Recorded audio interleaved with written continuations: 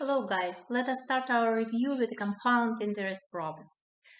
So a 25 years old person wants to have $2 million on his account at the age of 75.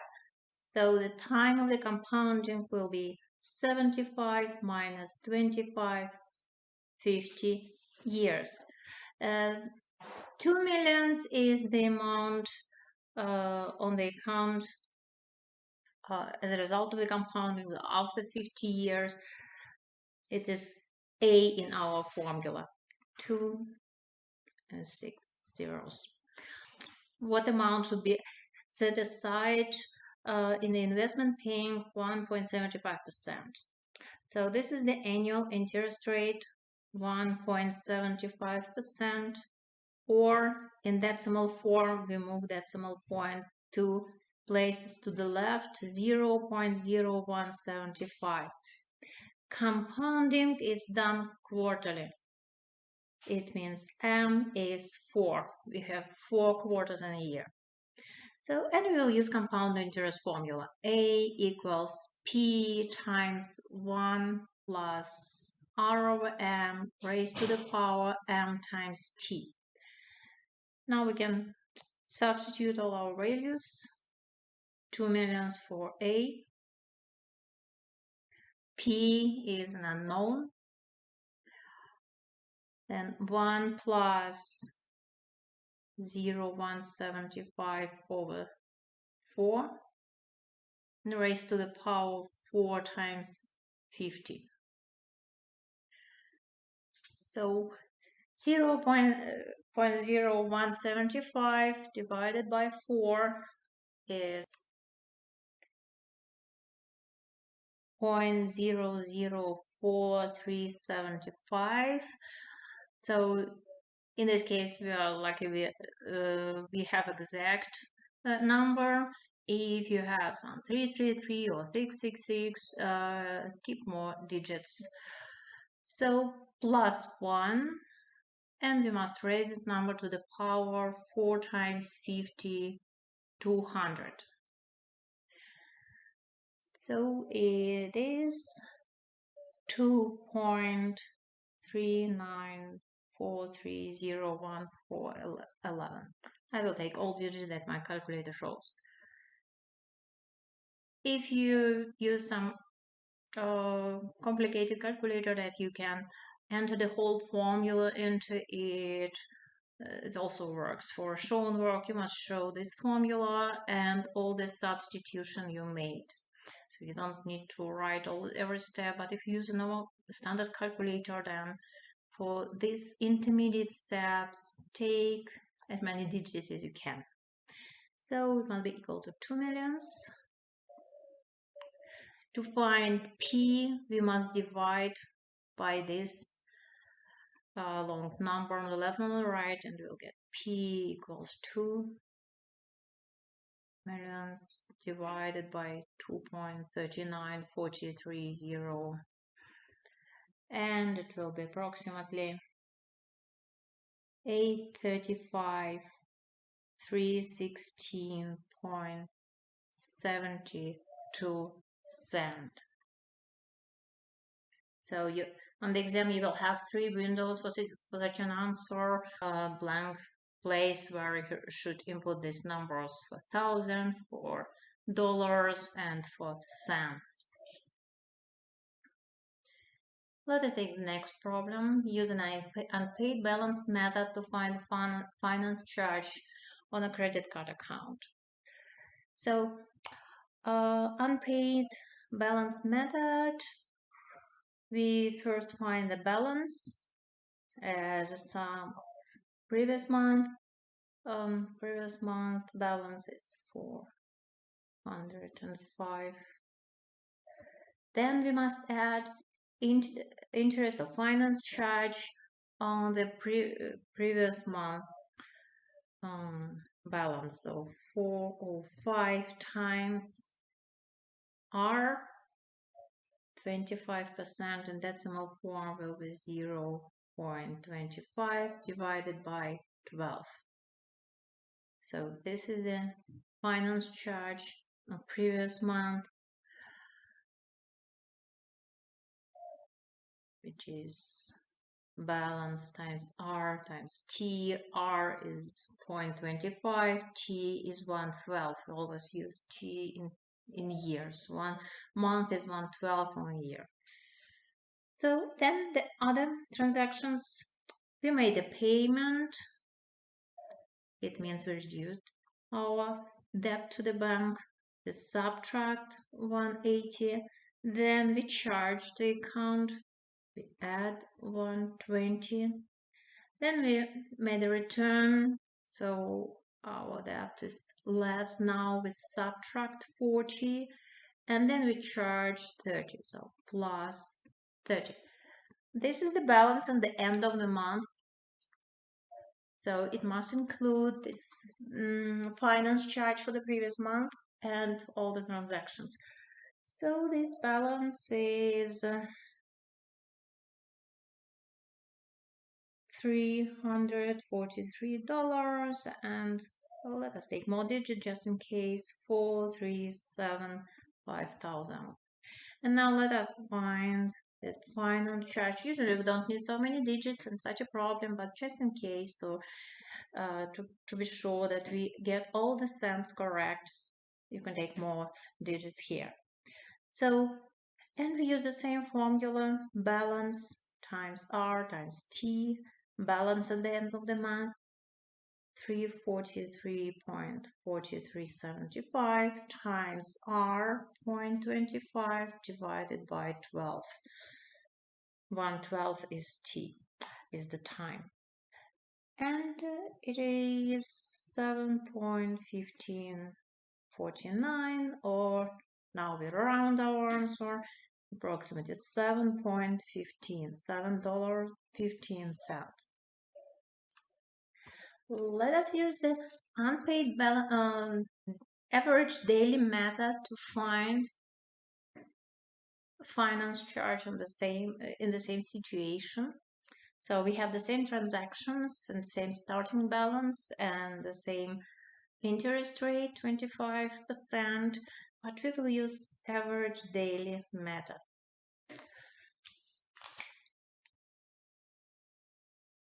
So in this method, we find the average balance for every day, and it will change 1, 2, 3, 4, 5 times. We will have 5 different balances for the month. So at the beginning, we have $405. Then from the February 1st till, be attentive here, 2nd, 3rd, 4th. On February 5th, we got a new balance. So please list the days in the beginning and the end of the month. It is where you usually can make a mistake. So we must multiply 405 by 4. So starting from 5th, the balance is 404. What happened to 5th? On the 5th, we made a payment, so we reduce the balance, minus 180, so 225, and this must be multiplied by the number of days having the same balance. The next payment is made, not payment, yes, the next time we charge the account on February 12th. In the middle of the month, we can just subtract 12 minus 5 is 7, so we multiply by 7. And it is $1,575. So on 12th, we charge $120, so we add 120. So we had 225 plus 120. 370, so 45. So, and this balance kept till 18th. Here we can subtract also 18 minus 12, 6 days. Times 6 times 6, $20.70. This is the average balance from 12 to 18. On 18th, we returned something for $40, so we reduced the balance. It was 345 minus 40, about 305. So how many days? The next change is on 25th. So 25 minus 18 will be 7. So we multiply this balance by 7. 21.35. And the next, we are at the end of the month. From February 25th, the balance stayed the same. We charge on 25th, we charge $30, so 305 plus 30, 335. So, and here be careful, we must list the dates again. So at the end of the month, subtraction of dates doesn't work. 25th, 26th, 27th, 28. We have 28 days in this month. So 4 days. 4 days. If you want multiply 28 minus 25, you will get 3 days, but there are 4 days. So we multiply by 4 and the product will be equal to 1340. So now we will add these balances. Oh, don't forget this in the beginning. So, and the sum is equal to 8742.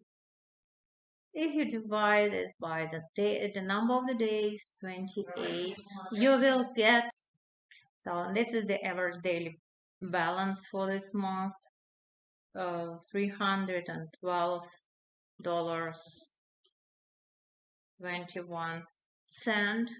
To find the finest charge, we must multiply this 312.21 by interest rate 0.25 and by time. So the time in this kind of problems we use for time more exact number, not 112, but the number of days 28 divided by the number of days in a year, which is 365. And so you see, we first divide by 28 and multiply by 28. The end we get 5.988. We can approximate it now, 5.99 cents, the final charge using the average daily balance. The next problem is about ordinary annuity. Let us write the formula.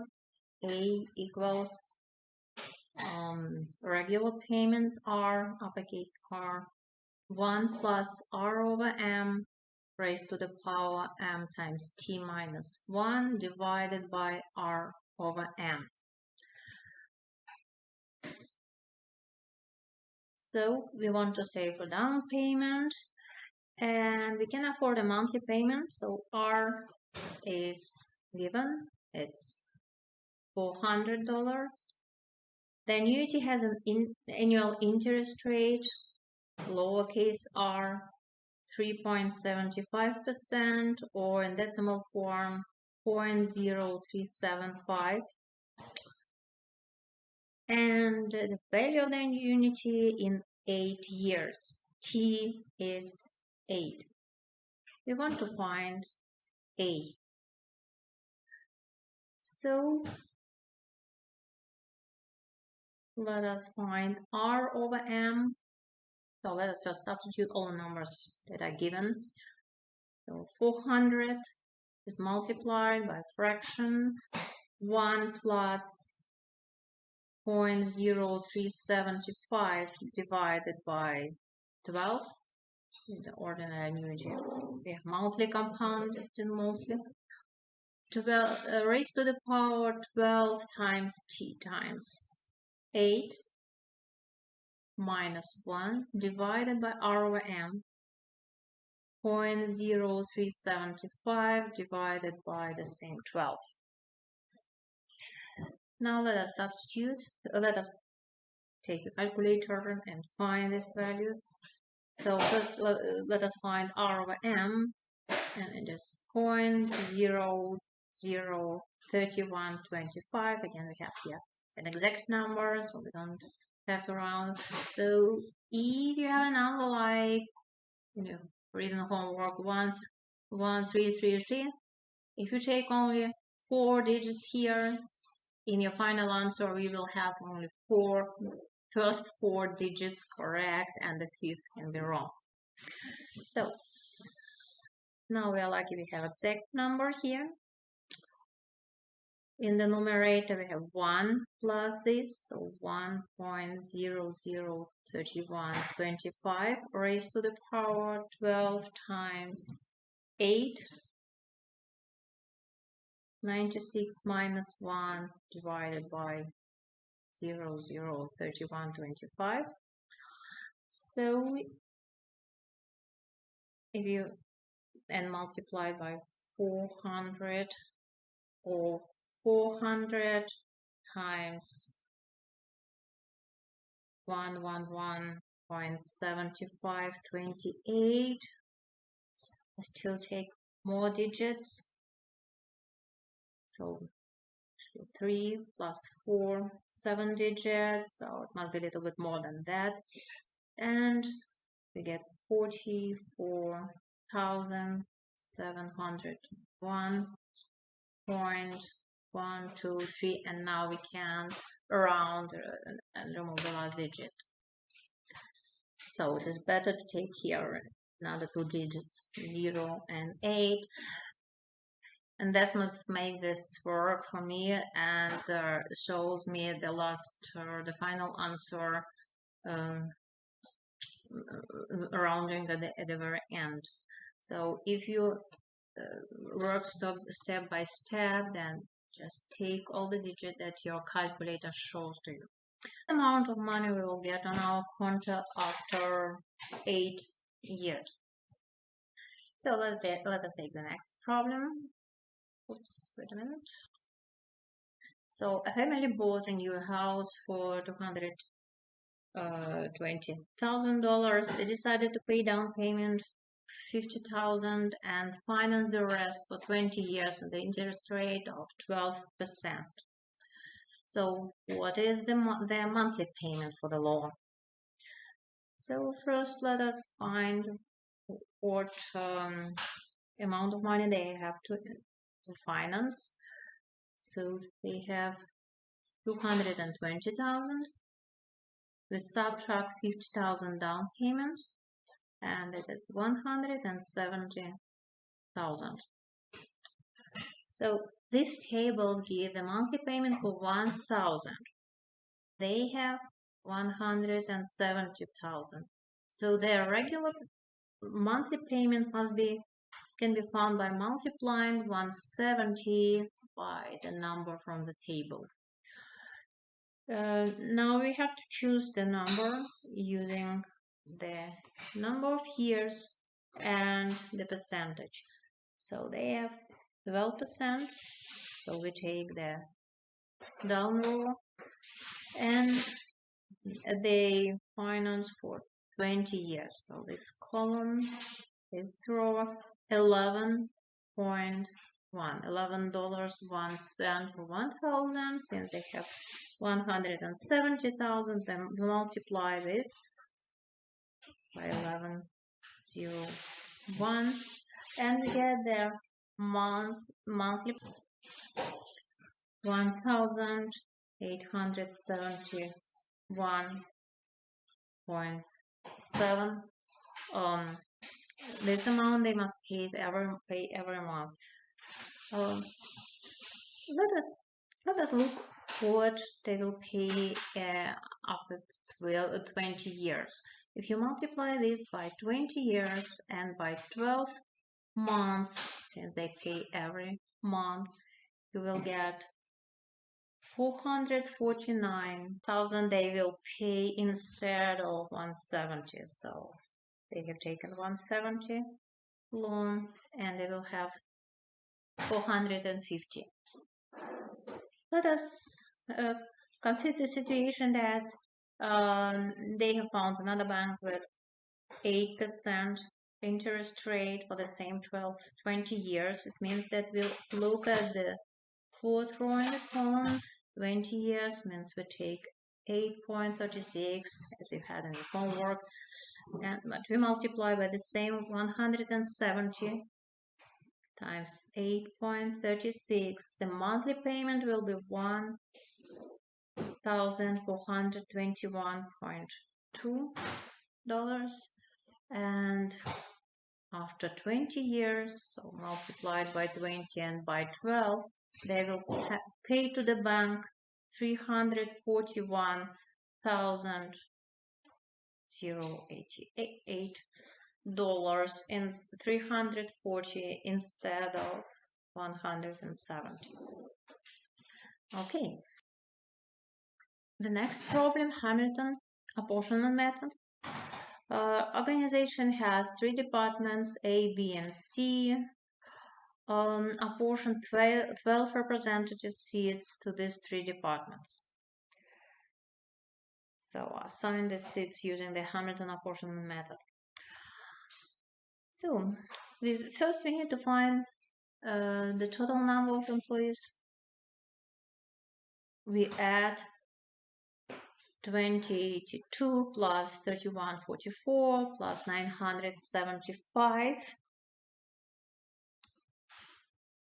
This is 6,201 employee. Then to get the exact quota for each department, we must take the number of employees. For the first, it will be 2082 divided by the total number, 62,010, and multiply by the number of representatives by 12. The exact quota for A will be 4.03. B,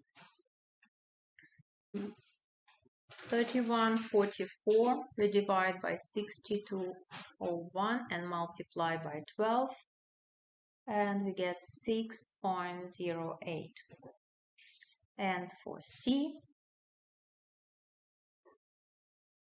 on the same way we get 1.89, the exact quota. According to Hamilton method, first we assign the number of representatives is equal to the whole part of the exact quota. So A gets 4, B gets 6, and C gets 1.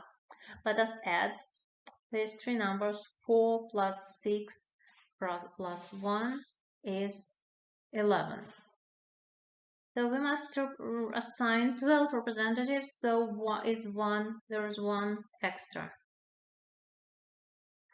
And it goes to the department with a larger decimal part. So we have 03, 08, and 89. Of course, 89 is the largest decimal part, so C gets an extra representative. So at the end, we have 4 for A, 6 for B, and 2 for C. Suppose that the 4th department is added with 2,200 employees. Now let us apportion them. In the new situation, accordingly, the number of seats must be increased by 4 plus 4 6. So the new total will be 6201 plus 2200 will be 8401. So to find the exact quarter, we must divide by 8401, 2082 divided by 8401, and multiply by the new number of representatives, 12 plus 4. Now we assign 16 representatives. So the exact quarter for A is now 3.96. For B, on the same way, will be 5.99. For C, the exact quarter will be 1.86. And for D, so we take the number of employees in D, 2200, divide by the total, 8401, multiply by the number of representatives, and we get 4.19. Of course, you can divide by the standard divisor as it is described in chapter 10.3. It will give you the same result, the same standard quarter. Now the next step, we assign the whole number, we take the whole part of these numbers and assign the number of representatives corresponding to the whole part. 3 for A, 5 for B, 1 for C, and 4 for D. Let us add these assignments. 3 plus 5, 8, 9, 13. So the sum is 13, but we assign 16 seats, so there are 3 extra that we must assign. So, and we will start with the largest decimal part, 99. So B gets 1 extra, then 9600th, A gets an extra, and then 86. So C get an extra representative. Then we have the following assignments. A gets 4, B gets 6, C gets 2, and D gets 4 seats. So let us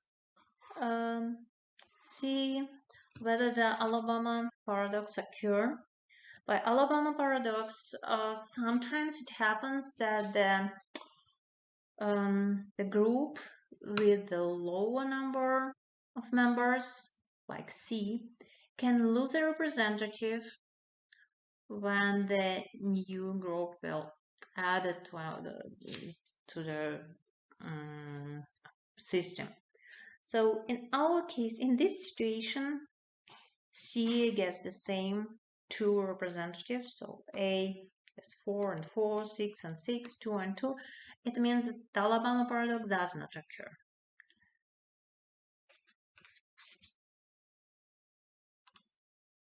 Alabama paradox does not occur.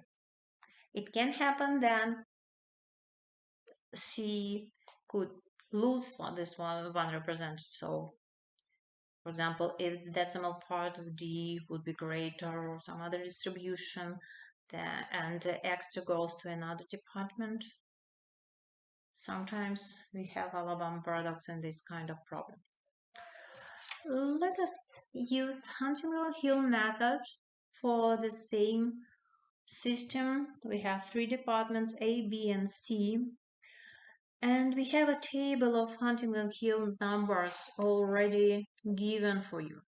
So these are Huntington-Hill numbers. You don't need to find them. but we should use these numbers to assign representatives. On the first step, we assign one representative to each department. We have 3 departments.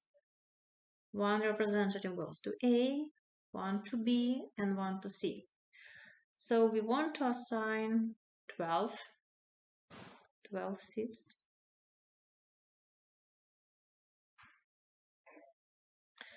So we have already 3 in the beginning.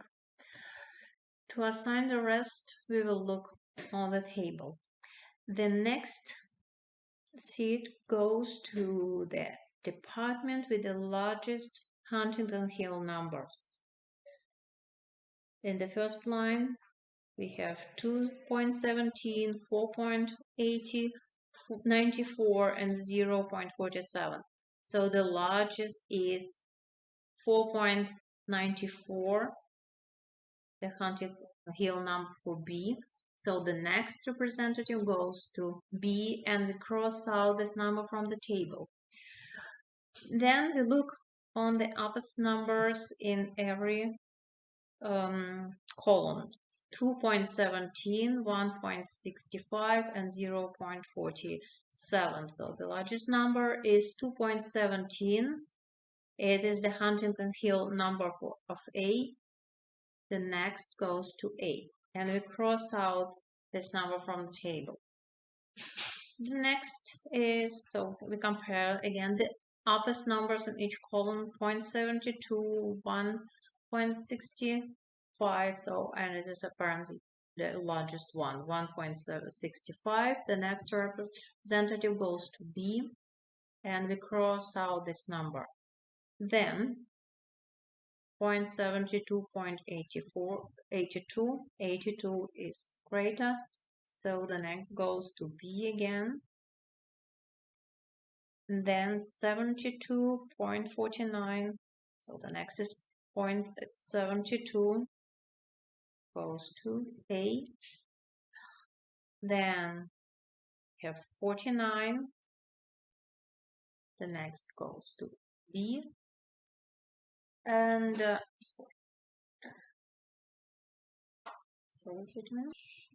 so I have only 4 lines in this table. Let us assign 10 seats. So after this, 49, we cross out 49, and the next will be 47, which goes to C. So I'm going to stop here since my table stops here. This is the order to assign 10 seats according to Huntington Hill method. Let us find the average constituency for 2 states, Arkansas and Florida. Arkansas has 18,000 and 4 representatives. To find the average constituency, we divide the population by 4. Will be 754.5, the average consistency of Arkansas. Florida, we divide the population, 21,478, by the number of representatives, 27, and the constituency, the average constituency will be 795.48. On the exam, you will have to give only the whole numbers all rounded accordingly. So here, for example, will be approximately 755, and here's 795.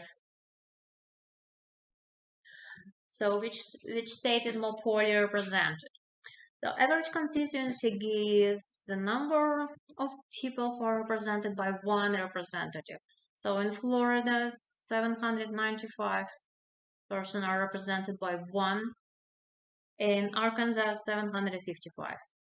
So in Florida, more people are represented by 1 person, by only 1 person. So Florida is more poorly represented in this pair.